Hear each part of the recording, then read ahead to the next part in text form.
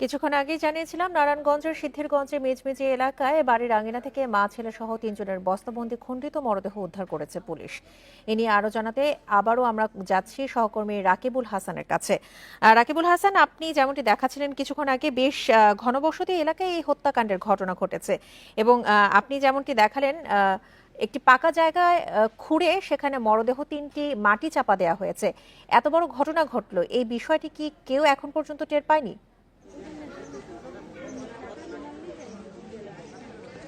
দেখুন, যেই জায়গাটিতে এই মাটি চাপা দেওয়া ছিল সেই জায়গাটি আসলে সড়কের পাশে। আমি একটু দেখাতে চাই, এই জায়গাটি সড়কের পাশে কিছু একটা অংশ মাটিতে, এখানে বিভিন্ন সময় গাছ টাছ লাগানো হতো। এই অংশটা পুরোই মাটিতে ছিল, ড্রেনের পাশের অংশ। এবং এই হত্যাকাণ্ডের পরে এখানে রাতের আধারে এই মাটি চাপা দিয়ে সেখানে সুরকির যে বস্তা, সেই বস্তা দিয়ে ঢেকে রাখা হয়েছিল। আপনাকে জানাতে চাই যে পাশেই যে বাড়িতে খলিল মিয়ার বাড়িতে তারা বসবাস করত, এই বাড়িতে একেবারেই নির্জন অবস্থা। খলিল মিয়ার স্ত্রী অসুস্থ থাকার কারণে তারা পুরো পরিবার নিয়ে হসপিটালে আছে এবং উপরের কয়েকটি ফ্ল্যাটও খালি। এই নির্জন বাড়িটিতে কোনো এক সময় আশেপাশের প্রতিবেশী যাদের সাথে আমরা কথা বলেছি, তারা বলছেন যে এই মাদকাসক্ত এই ইয়াসিন আসলে পরিকল্পিতভাবে এই হত্যাকাণ্ডটি ঘটিয়েছে। হতে পারে তাদেরকে চেতনানাশক ঔষধ খাইয়ে এখন আইন শৃঙ্খলা বাহিনী তাদের যেই বসবাসের রুমটিতে গেছে, সেখানে রক্তাক্ত অবস্থায় ফ্লোর তারা দেখতে পেয়েছেন। এবং এতে স্পষ্ট হয়েছে যে এই ঘরটিতেই তারা যে ঘরে বসবাস করত, খলিল মিয়ার বাড়ির নিচতলায়, সেই ঘরটিতেই এই হত্যাকাণ্ড ঘটিয়ে সে এই লাশের টুকরো তিনটি মরদেহকে খণ্ডিত হসপিটালে আছে এবং উপরের খলিল মিয়ার বাড়িতে তারা বসবাস করত। এই বাড়িতে একেবারেই নির্জন অবস্থা। খলিল মিয়ার স্ত্রী অসুস্থ থাকার কারণে তারা পুরো পরিবার নিয়ে হসপিটালে আছে এবং উপরের কয়েকটি ফ্ল্যাটও খালি।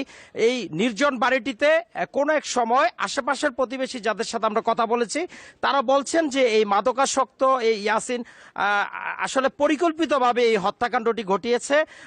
হতে পারে তাদেরকে চেতনানাশক ঔষধ খাইয়ে এখন আইন শৃঙ্খলা বাহিনী তাদের যেই বসবাসের রুমটিতে গেছে, সেখানে রক্তাক্ত অবস্থায় ফ্লোর তারা দেখতে পেয়েছেন। এবং এতে স্পষ্ট হয়েছে যে এই ঘরটিতেই তারা যে ঘরে বসবাস করত, খলিল মিয়ার বাড়ির নিচতলায়, সেই ঘরটিতেই এই হত্যাকাণ্ড ঘটিয়ে সে এই লাশের টুকরো তিনটি মরদেহকে খণ্ডিত করে সে কিন্তু এই বস্তাবন্দি করে এখানে মাটি চাপা দিয়ে রাখা হয়। এবং আজকে পাশের যেখানে মাটি চাপা দিয়ে রেখেছিল, এখানে পাশের যেই বাসিন্দা, সে সকাল থেকেই মৃদু মৃদু গন্ধ পাচ্ছিল, কিন্তু এই বিষয়ে কোনো রকমের সে কোনো ইস্যু পাচ্ছিল না। পরবর্তীতে আজকে দুপুরে এই বস্তা সরানোর পরে তারা এখানে দেখতে পারে যে একটি হাত বের হয়ে আছে একটি বস্তা থেকে।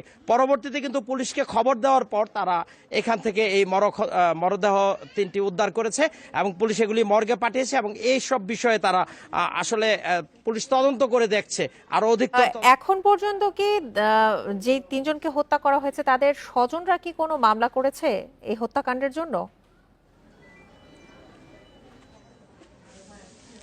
তাদের স্বজন বলতে তাদের স্বজন, তাদের বাবা মা এখনো কেউ এখানে আসেনি।